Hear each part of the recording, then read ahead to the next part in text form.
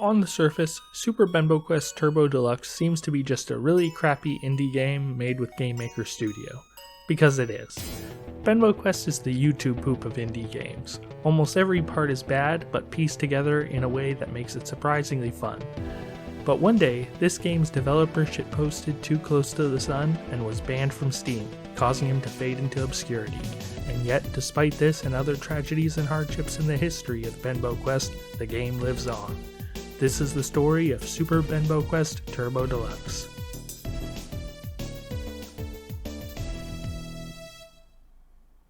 Thumbtack is the developer of Benbo Quest, and he did not go to school for game design or programming or anything of that nature. He didn't quit his day job to pursue his dream. No, Thumbtack created Benbo Quest in a shack in the frigid Canadian North while working at an oil processing facility. Probably the last place you'd expect to find an aspiring game dev, but what prompted him to make an indie game at such a time and place? I don't remember if this is true or I just made it up in my head, but I remember I started this project when I was in a game dev Steam group that's no longer around. Some guy joined and he was annoying and I told him I could make a better game in 5 minutes. I spent the next 2 years working on it. It was like less than a year. And so, empowered by annoyance at a stranger on the internet, he created Benbo Quest in under a year. Of course, he didn't make it all from scratch.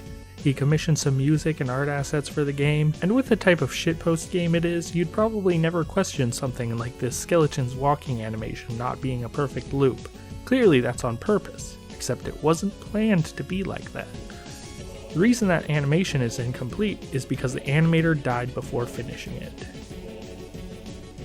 One day, Thumbtack was having a conversation with a friend, another aspiring indie game dev, pikopik, who sent him this draft of the animation with the placeholder colors, and, without warning in the middle of the conversation, they went offline and never appeared online again. Now, it's not certain that they died, but over 8 years later, they've still never been seen online, so it could always be that some disaster displaced them from their home and destroyed their work, causing them to rethink their path in life, or something of that nature. But whatever the case, this person's work remains an integral part of Super Benbo Quest Turbo Deluxe to this day, and they're not the only person who died before their contributions to the success of the game could be completed.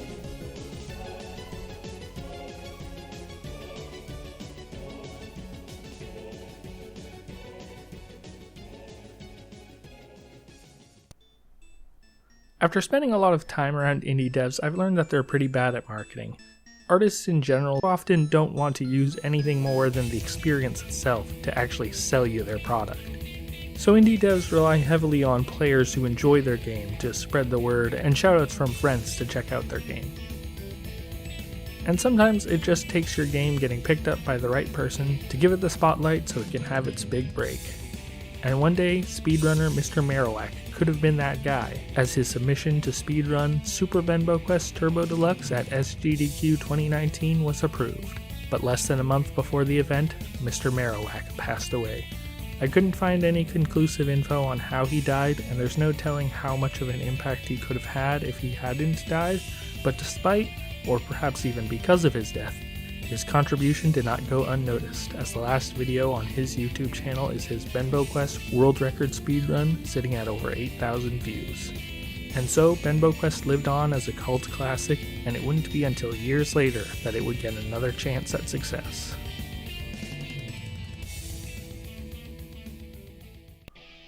As I said before, indie devs are bad at marketing. But for a shitpost game, it's not like he had to be too careful about how he presented his game, he just had to make people aware of it. And so, on December 1st, 2021, he decided to mess around with Steam's developer tools, and change the store name for his game to Mario. Now, anyone looking at the page could easily tell that it's not Mario, so nobody can accuse him of trying to defraud anyone, but it certainly didn't go unnoticed. In fact, this is when I discovered this game too. It lasted almost all of December without any punishment, so he decided to change the name again to Mario Nintendo Copyright Infringement Video Game Benbo Quest Nintendo. The sales were coming in, and his little troll was the perfect advertisement for a shitpost game. And so, on the 3rd of January 2022, he changed the name once again to Team Fortress 3, causing bots across the internet to trick everyone into thinking Valve finally learned to count to 3. But that was his undoing, because Valve took that personally, and in just 2 days, Thumbtack and his game would be banned from Steam. But not before he changed the store name one last time to call out someone on the internet who snitched on him. After all that, you might think that this is the end, but following this removal from Steam, BenboQuest found new life. Thumbtack added more content to the game and eventually made it free on his itch.io page, but not before fixing up enough bugs to get it fit for the Nintendo Switch marketplace as the crowning jewel on the game's mean connection to Mario.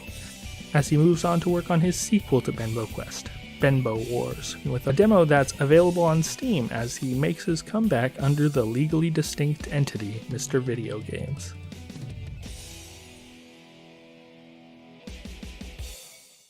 And so, despite the hardships of his indie game dev career continuing to impede him, he continues to overcome them as well. So if you want to support him, make sure to wishlist BenboWars on Steam or buy his game on the Nintendo Switch store so the legend of BenboQuest lives on. Thank you all for watching, and God bless.